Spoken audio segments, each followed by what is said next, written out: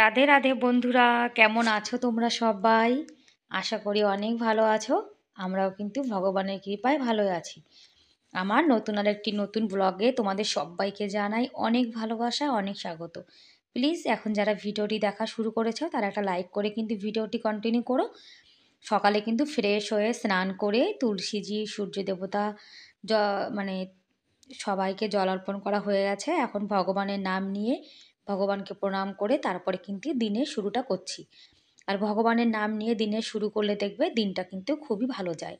আর গোপাল সোনাকে স্নান করানোর পরে যে জলটা থাকে সেটা তো চরণামৃত, সেটা কিন্তু সকালে খালি পেটে খেয়ে নিলাম। আর আমাদের সিংহাসনে যা যা ভগবানের চিত্রপট আছে সেটা তোমাদের সঙ্গে একটু শেয়ার করছি। এই যে আমাদের গুরুদেব গুরুমা, আর বৃন্দাবনের বাঁকে বিহারী, পঞ্চতত্ত্ব, নিচে মা লক্ষ্মী রয়েছে, আর উপরে মা কালী রয়েছে। আমাদের ভগবান তোমরা দর্শন করে নাও। আর এই যে বড় গোপাল শুয়ে রয়েছে, ছোট গোপালও কিন্তু শুয়ে রয়েছে।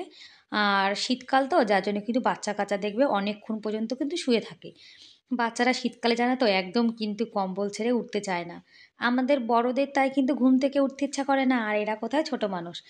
আর ও দেখো শুয়ে রয়েছে, বলছে আজকে স্কুল নেই, আজকে আমি অনেকক্ষণ পর্যন্ত ঘুমাবো।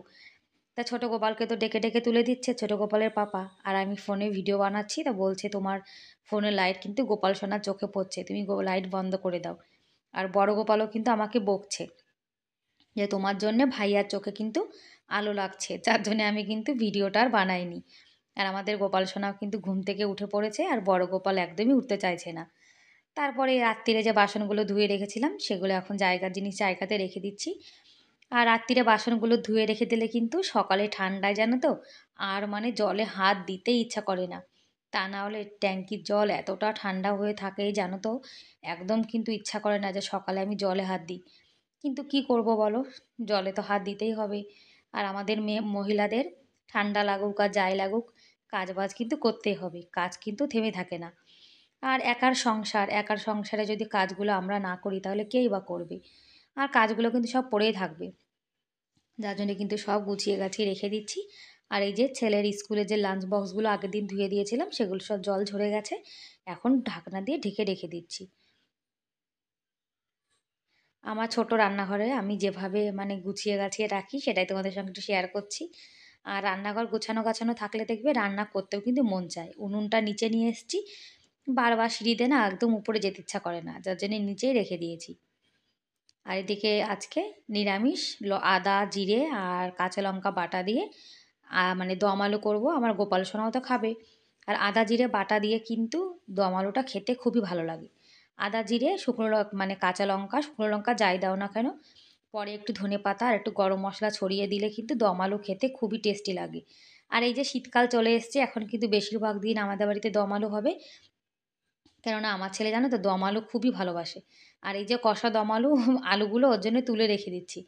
ও আবার কষা আলু খেতে জানো তো খুব ভালোবাসে। আমিও ছোটোবেলায় এরকম কষা আলু কিন্তু খুব ভালো খেতাম, আর এখন আমার বাচ্চা খায়। আর তরকারির মধ্যে কিন্তু গরম জল দিচ্ছি জানো তো, গরম জল দিলে কিন্তু রান্নার স্বাদটা যেমন ভালো হয়, আর রান্নাটা কিন্তু খুব তাড়াতাড়ি হয়ে যায় জানো তো। গ্যাসে কিন্তু গরম করে নিয়েছিলাম, সকালে কারেন্ট নেই। আর কারেন্ট নেই যার জন্য কিন্তু আজকে সকাল আর দুপুর একবারে কিন্তু রান্না বান্না করে নিচ্ছি।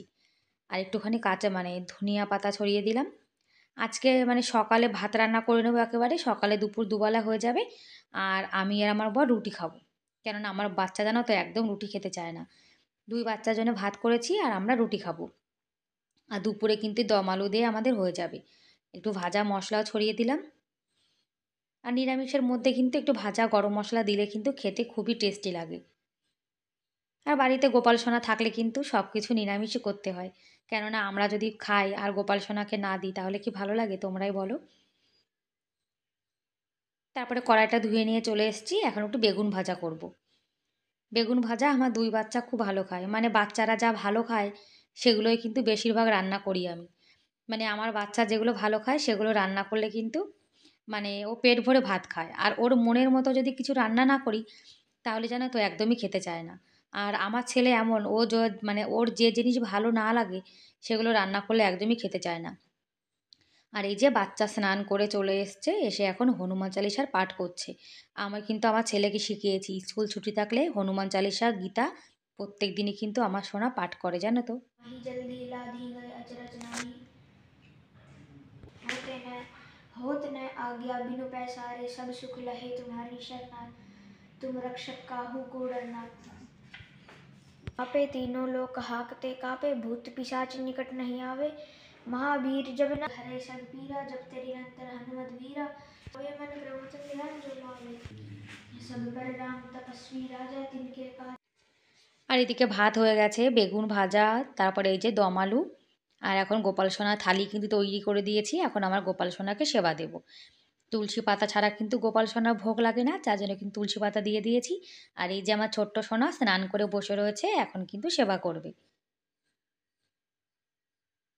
আর গোপাল সোনাকে ভাত মাখিয়ে তারপরে কিন্তু আমরা এরকম সামনে ধরে বলি, গোপাল সোনা তুমি সেবা করে নাও।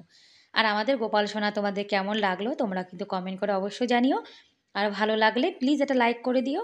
আর আমার চ্যানেলে তোমরা আজকে যারা নতুন আর ভিডিওটি দেখছো, তোমরা যদি এরকম ভিডিও দেখতে ভালোবাসো তাহলে কিন্তু চাইলে আমার চ্যানেলটিকে সাবস্ক্রাইব করে আমার এই ছোট্ট পরিবারের পাশে থেকে যেতে পারো। আর এই কাজটি যারা অলরেডি করে দিয়েছো তাদেরকে জানাই আমি অসংখ্য ধন্যবাদ। গোপাল সোনার কিন্তু সেবা দেওয়া হয়ে গেছে, এখন কিন্তু চা বানিয়ে নিচ্ছি। আমার ছোট্ট গোপাল সোনাকে সেবা না দিয়ে কিন্তু আমরা কিছুই খাই না। আমার গোপাল সোনাকে সেবা দিয়ে তারপরে কিন্তু আমরা কিছু খাই। আর এই যে চা কিন্তু আমার জন্যই বসিয়েছি, কেননা আমার বর কিন্তু চা খায় না। আর আজকে ভাবছি একটু মুড়ি খাবো। রোজ তো মানে রুটি দিয়ে চা দিয়ে খাই, কখনো বিস্কুট দিয়ে খাই, আজকে না মুড়ি খেতে ইচ্ছা করছে। তারপরে কিন্তু এই যে উনুনে রুটি বানানো শুরু করে দিয়েছি। আজকে বানাচ্ছি বাজরার রুটি। উনুনে রুটি বানালে কিন্তু আমার গ্যাসটা অনেকটাই বেঁচে যায় জানো তো। আর গরিবের সংসারে কিন্তু স্বামীর অল্প অল্প ইনকাম হলে মহিলাদের কিন্তু একটু বুদ্ধি খাটিয়ে চলতে হয়, যার জন্যে কিন্তু উনুনে রুটি বানালে আমার গ্যাসটা কিন্তু অনেকটাই বেঁচে যায়। আর এই দেখো এইগুলো কিন্তু বাজরা রুটি। বাজার রুটিগুলো কিন্তু হালকা একটু কালো কালো মতো হয়, আর এগুলো খেতে জানো তো এত টেস্ট। এগুলো ঘি দিয়ে খেতে অসাধারণ লাগে। আর আমার বরকে দম আলু দিয়েছি, একটু ঘি দিয়েছি আর লস্যি দিয়েছি। আর আমি কিন্তু তরকারি নিইনি, এমনি খেয়ে নিয়েছি। খাওয়া দাওয়ার পরে রান্নাঘরটা পরিষ্কার করে নিয়েছি। আজকে তো সকাল আর দুপুর একবারে রান্না করে নিয়েছি, যার জন্য কিন্তু আমি একদম ফ্রি। আর এই যে উনুনটা নিচে রেখেছি, একদিন কিন্তু আমি কাঠের উনুনে মানে তরকারিও রান্না করব। আমার জানো তো কাঠের জালে কিন্তু রান্না বান্না করতে খুবই ভালো লাগে। আর শীতকালে তো কারেন্ট ভালো থাকে না, যার জন্য উনুনটা নিচে নিয়ে এসেছি। মাঝে মাঝে কিন্তু জল গরম হবে, তারপরে রান্না হবে, তাহলে কিন্তু আমার গ্যাসটা অনেকটা বেঁচে যাবে। তারপরে কিন্তু রান্না বান্না করে রান্নাঘর পরিষ্কার করে বাসন মেজে সব কাজ করে নিয়েছি, ঘরটাও কিন্তু গুছিয়ে নিয়েছি। তারপরে আমার গোপাল সোনাকে না ঘুম পাড়িয়ে দিয়েছি, কেননা গোপাল সোনা খাওয়া দাওয়ার পরে অনেকটা সময় খেলা করেছে, তারপরে ঘুমিয়ে গেছে। আর ঘরটা যদি গোছানো গোছানো থাকে তাহলে দেখবে মনটাও কিন্তু ভালো লাগে। গোপাল সোনা তো ঘুমিয়ে গেছে, টিভিটা কিন্তু বন্ধ করে দিতে হবে।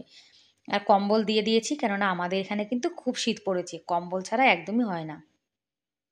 আর ওই ঘরটা তো গোছানো হয়ে গেছে, এখন কিন্তু এই ঘরটা গুছিয়ে নিচ্ছি। এই ঘরটা জানো তো আমাদের ওই রুমটার থেকে আমাদের এই রুমটা বেশি গরম। এই রুমটা তো সব দিক দিয়ে আটকানো, জানলা টানলা কিছুই নেই, আর রুমটা খুব গরম থাকে, যার জন্য শীতকালে এখন আমরা দিনের বেলায় কিন্তু এই রুমেই মানে বসি, তারপরে ঘুমাই। আমার ছেলেও এখানে খেলা করে, যার জন্য ঘরের বেড কভারটা চেঞ্জ করে দিলাম।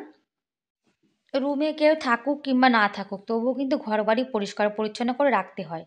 আমাদের এই রুমে কিন্তু রাত্রিরে কেউই ঘুমায় না, তবুও কিন্তু আমি পরিষ্কার করে রেখে দিই। আর আমার জানো তো এলোমেলো ঘর একদমই ভালো লাগে না। আমার যদি ঘরটা সুন্দর গোছানো গোছানো থাকে, আর বিশেষ করে ঘরের বেডটা যদি ক্লিন থাকে, তাহলে দেখবে পুরো ঘরটা যেন একদম ক্লিন মনে হয়। কেননা বেড দিয়েই কিন্তু আমাদের ঘরের সৌন্দর্যটা বৃদ্ধি পায়। আর কম্বলটা ভালো করে ভাঁজ করে দিলাম। দুটো কম্বল কিন্তু এখানেই রেখে দিয়েছি। আর এই দেখো ঘরটা গোছানোর সঙ্গে সঙ্গে আমার বড় গোপাল চলে এসছে, দেখো কি করছে। ও ছোটোবেলা থেকে যেন একটাই অভ্যাস, যখনই ঘর গোছানো দেখবে বিশেষ করে বেড, তখন ওই বেডের উপরে কিন্তু শুয়ে থাকে। দেখো কেমন দুষ্টুমি করছে। আর বাচ্চার কাছে ছাড়া জানো তো ঘরটা কিন্তু একদম মানে কি বলবো শূন্য হয়ে যায়। বাচ্চা কাচ্চা ছাড়া কিন্তু আমাদের সংসার একদম কি বলবো অপরিপূর্ণ। ছেলে মেয়ে বাড়িতে থাকলে কিন্তু মনটাও ভালো লাগে। আর দুষ্টুমি করে এসছে, এখন বলছে ঠান্ডা লেগেছে, দেখো হিটারে হাতটা সেঁকে নিচ্ছে। হিটারটা কিন্তু অনই করে রাখা হয়েছে, ঠান্ডা লাগলেই কিন্তু হাতটা সেঁকে নিই। এদিকটাও কিন্তু গোছানো গোছানো হয়ে গেছে। ব্যাস বন্ধুরা, তাহলে আজকের মতো এই পর্যন্তই। দেখা হবে পরের ভিডিওতে, ততক্ষণ তোমরা অনেক ভালো থেকো, অনেক সুস্থ থেকো। Bye bye.